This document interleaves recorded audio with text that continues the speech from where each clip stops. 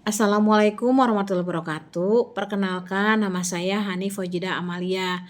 Saya BCKS dari Kabupaten Bandung, bertugas di SDN Sukanagara 01. Pada kesempatan kali ini, saya akan menganalisis 9 langkah pengambilan dan pengujian keputusan dari kasus berikut ini. Di satu perpustakaan, ada siswa yang bernama Rara, dia sedang piket kebersihan kelas. Tanpa sengaja, dia ketika merapikan meja menemukan dompet di bawah kursi. Lalu dia mengambil dompet tersebut dan memasukkannya ke dalam tasnya. Karena dia berpikir bahwa itu adalah rezekinya dan tidak ada orang yang melihatnya. Namun beberapa saat kemudian ada seorang guru pustakawan bernama Busri mengumumkan bahwa ada siswa lain bernama Nina yang kehilangan dompetnya ketika membaca buku di perpustakaan. Nah, Tari yang kebetulan sejak awal berada di perpustakaan, dia melihat dengan jelas bahwa Rara sahabatnya yang mengambil dompet tersebut. Di sini Tari menghadapi dilema. Di satu sisi ia tahu bahwa dompet tersebut adalah milik Nina dan kejujuran harus ditegakkan. Tapi di sisi lain, Rara adalah sahabatnya yang suka menolongnya dan berbagi bekal dengan dia setiap hari. Jika Tari melaporkan atau menegur Rara, maka persahabatannya dengan Rara akan rusak. Nah, bagaimana seharusnya Tari menyikapi situasi seperti ini? Mari kita analisis 9 langkah pengambilan keputusan dengan menjawab setiap pertanyaan dari setiap langkah berikut ini. Yang pertama, apa saja nilai-nilai yang saling bertentangan dalam kasus ini? Nilai-nilai yang bertentangan adalah kejujuran dan loyalitas.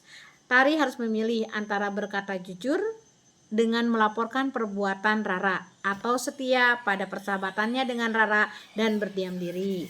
Kemudian yang kedua, siapa saja yang terlibat dalam kasus ini? Dalam kasus ini yang terlibat adalah Tari, Rara, Nina, dan Busri. Yang ketiga, fakta-fakta yang relevan yang ada pada situasi kasus ini adalah yang pertama, Rara menemukan dan mengambil dompet Nina. Dompet itu berisi uang. Kemudian Rara menganggapnya rezeki nomplok. Padahal Tari melihat kejadian tersebut. Kemudian Nina kehilangan dompet dan Busri mengumumkan kehilangan tersebut. Rara dan Tari adalah sahabat dekat. Dan yang terakhir, Tari takut persahabatannya dengan Rara akan rusak jika ia melaporkan atau menegur Rara.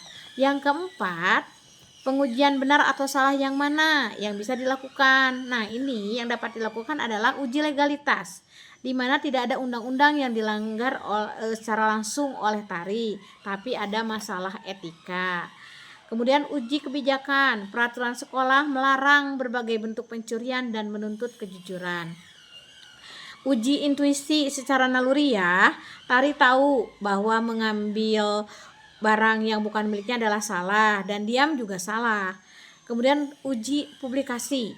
Jika Tari memilih untuk diam dan ceritanya dipublikasikan, maka reputasinya akan hancur dan ia akan dianggap sebagai seorang yang tidak jujur. Pertanyaan kelima, pengujian paradigma yang paling relevan adalah paradigma kebenaran lawan loyalitas. Tari harus memilih antara kejujuran untuk mengungkapkan fakta atau kesetiaan terhadap persahabatannya. Untuk pertanyaan langkah yang keenam adalah prinsip resolusi yang paling cocok untuk kasus ini adalah prinsip berpikir berbasis peraturan atau rule based thinking. Prinsip ini menekankan pada tindakan yang konsisten dengan aturan yang sudah disepakati. Aturan moral yang universal adalah kejujuran dan tidak mengambil milik orang lain.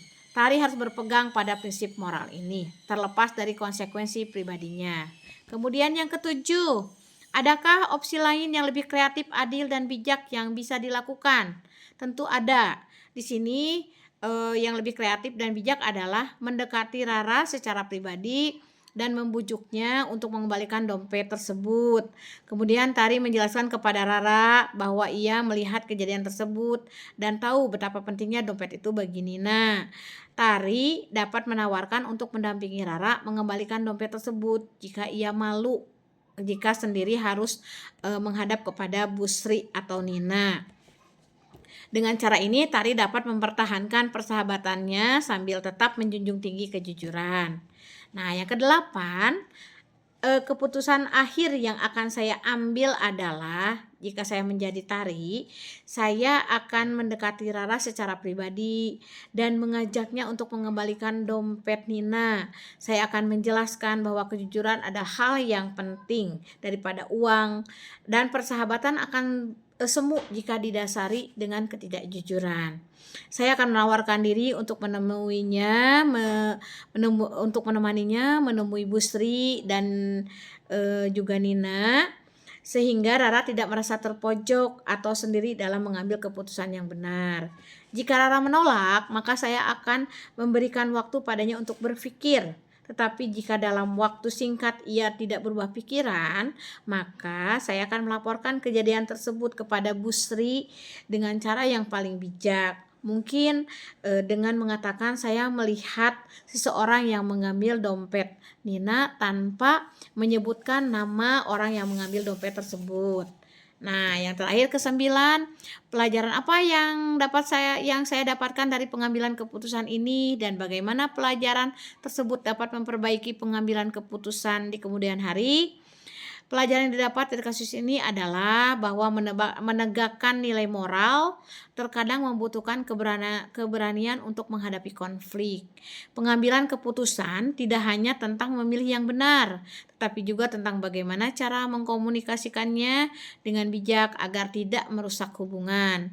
Dalam kasus ini, Tari belajar bahwa persahabatan sejati harus dibangun di atas fondasi kejujuran. Keputusan ini mengajarkan bahwa membela kebenaran pada akhirnya akan menguatkan integritas diri, bahkan jika itu menimbulkan ketidaknyamanan sementara. Di masa depan, saya akan selalu berusaha mencari solusi yang tidak hanya benar secara moral, tetapi juga mempertimbangkan hubungan antar individu dengan cara yang paling bijaksana. Terima kasih.